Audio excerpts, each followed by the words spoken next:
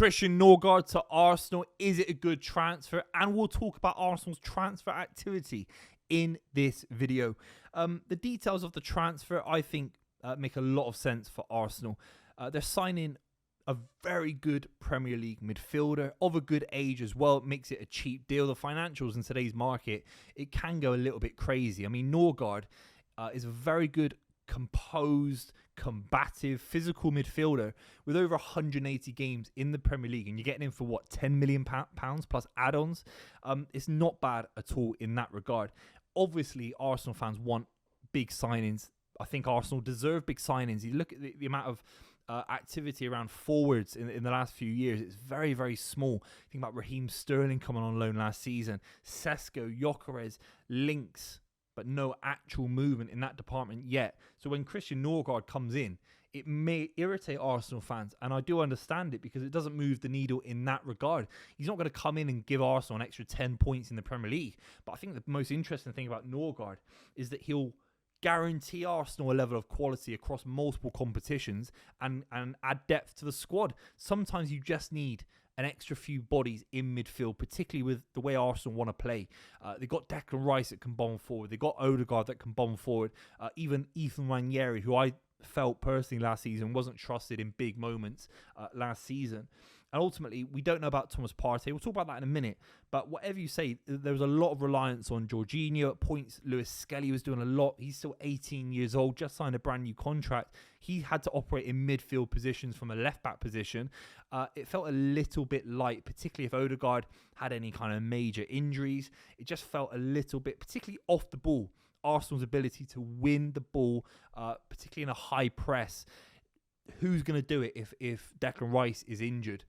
Thomas Partey obviously operated very well last season. I think he's a fantastic midfielder, but Arsenal could lose him. You need someone in there. So not every transfer can be Florian Wirtz. Not every transfer can be Cherki. It's not going to be as exciting. But Christian Norgaard, for £10 million plus add-ons, you're bringing in so much experience, 181 appearances.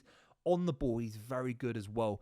He's always making the pass first time. Sometimes he just plays it first time through the lines. He's got the confidence to do that for a Brentford side that are very, very tactically astute. Obviously, Thomas Frank, now at Tottenham Hotspur, is doing very, very technical things with a midfield that I argue might have capitulated with other managers in terms of the actual quality of the midfielders at Brentford. He gets the absolute most out of Brentford, and they play very, very well. They play a high press. They're very, very robust, Brentford. And Norgaard was a massive part of Brentford, not only staying in the Premier League, but thriving. Now, I know Arsenal fans probably want a little bit more than that, but coming in with that kind of experience, sometimes, I mean, it reminds me a little bit of when Mikel Arteta actually joined Arsenal as a footballer when he left Everton. I think he was in his 30s, certainly in his late 20s. Sometimes when you're at that kind of age, and obviously Norgaard is desperate to join the club, you get a player that's still hungry, but with all that experience, wanting to make that big step up, which could be the final kind of big step up in his career. Ultimately, Norgaard, very, very good on the ball.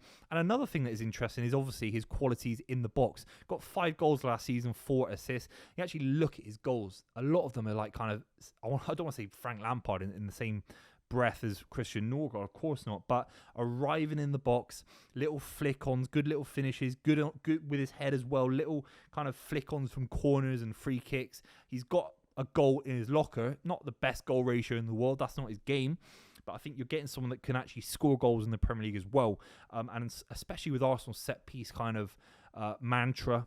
I think we can criticise that a little bit from last season of the reliance on it. But ultimately, Arsenal still will have long throw-ins in their arsenal. And ultimately, Norgaard can be a part of that and get a few goals next season. I think it's interesting with other midfielders coming in. You have to see Christian Norgaard as a signing alongside someone like Skelly as a long-term midfielder, potentially for Arsenal. Zubimendi, of course, coming in. I think it's very interesting in that regard. You could see a double pivot of Norgaard and Zubimendi, with maybe Declan Rice floating, Odegaard floating if one of them is maybe injured or rotating throughout different cup competitions. That's an interesting thing as well. You feel that Arsenal, at big points last season, were playing very, very good football, and then another competition would come along, and they wouldn't have the ability to rotate the squad in the same way maybe Man City have in the last few years, maybe other squads in the Premier League. Arsenal a little bit of an over-reliance maybe on Partey at points, on Odegaard at points, to play loads and loads of minutes. So Norgaard brings in quality in that regard. But there is an aspect to Arsenal where I think they have to be pushing to win the League Cup. I think they have to be pushing to win the FA Cup. I don't know if they're going to surpass Liverpool and Man City next season. I don't know. Leave your comments down below about maybe Arsenal's predictions for the Premier League next season. And the Champions League, I think, is a step too far as well, particularly with Real Madrid wanting to come back strong, Barcelona, PSG, Man City, Liverpool. It's tough. But certainly winning the FA Cup, certainly winning the League Cup next season, Arsenal have to be looking at doing that. I think Norgaard is that kind of signing. I think Norgaard can play multiple games a week. He can be that kind of counterpoint to other players that you can rotate for bigger games. And he can play a lot of football matches. He's basically injury-free in the last few years as well. I think that's interesting. But ultimately, he'll be looking to start a lot of football matches. I think in the Premier League, you could see a Zubimendi and Norgaard double pivot again with Rice, with Odegaard. You can have extra bodies in that midfield and pack it out a little bit, and you're gonna have that quality. The interesting thing for me is if you can give Thomas Partey a contract. Look, this Norgaard deal is happening, but if you can give Thomas Partey a contract, you still have to, because I don't think he's anywhere near good enough compared to Thomas Partey. I really don't. I think if you lose Thomas Partey, when I feel there's an interest for him to stay as well from his side, from my understanding, then I think you do downgrade the quality. But if you can keep Thomas Partey and bring in Norgaard, that is a lot of rotation in the midfield. It feels a lot healthier in the squad. Again, looking at League Cup early fixtures, looking at all those Champions League group stage games, I think that's where it fits in and looks very, very interesting as well. Norgaard, Moreno, I think you've got to think about Moreno. Is he going to be used as a false nine? Starting next season, back up to Havertz? Is that how it's going without Sesko guaranteed at the moment? I don't know about Moreno's position in this side. Is it Moreno? You've got Zubimendi, you've got Declan Rice, Odegaard. There are a lot of options now with Norgaard. I think he complements that massively.